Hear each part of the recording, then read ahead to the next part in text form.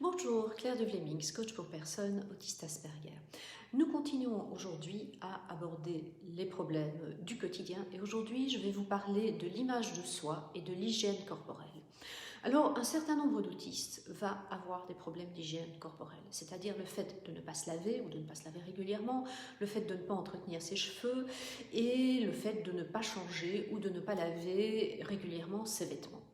C'est quelque chose qui est très ennuyeux parce que c'est un point extrêmement délicat à aborder pour les proches ou pour les collègues de travail qui ne savent pas comment le dire et donc qui en général ne vont rien dire. Et puis c'est un point qui va augmenter le risque de rejet ou de moquerie dont vous allez être victime.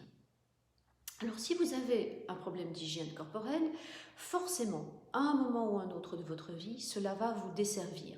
Parce que quelqu'un qui sent mauvais, c'est tout simplement insupportable.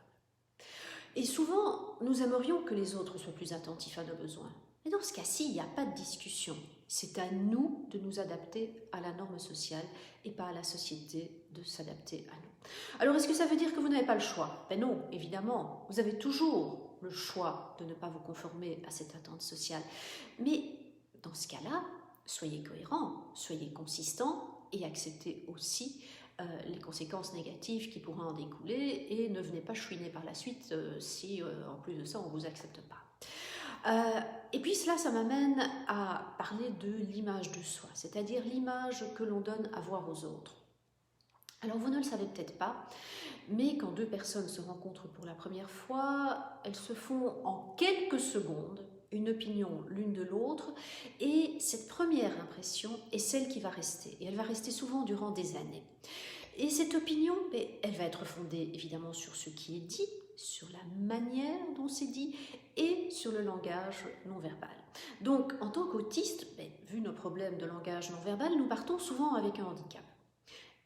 Parce que durant les premières secondes, déjà notre interlocuteur risque de nous considérer comme étant un peu étrange, parce qu'on a un regard mal assuré, parce qu'on a une certaine maladresse sociale.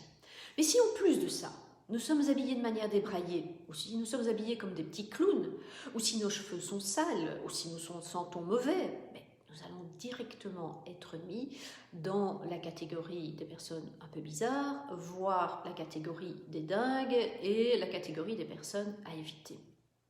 Puis si notre interlocuteur ne sait pas que nous sommes autistes, ou s'il refuse d'accepter que nous sommes autistes, nous allons rester dans cette catégorie.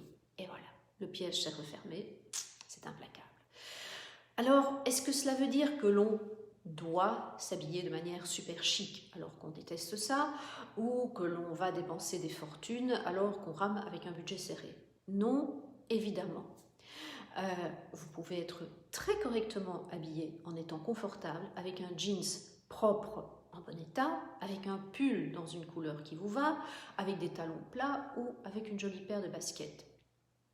Vous pouvez avoir des vêtements de belle qualité à petit prix dans des magasins de seconde main. L'important, c'est pas d'avoir beaucoup, l'important, c'est d'avoir de la qualité. Et comme ça, vous allez déjà améliorer la manière dont vos interlocuteurs vont vous percevoir et vous accepter. Alors, sachez aussi qu'on va vous parler différemment selon la manière dont vous êtes habillé. Et là, je vais vous raconter une anecdote. Mon mari a beaucoup voyagé durant sa carrière, il a beaucoup voyagé en avion.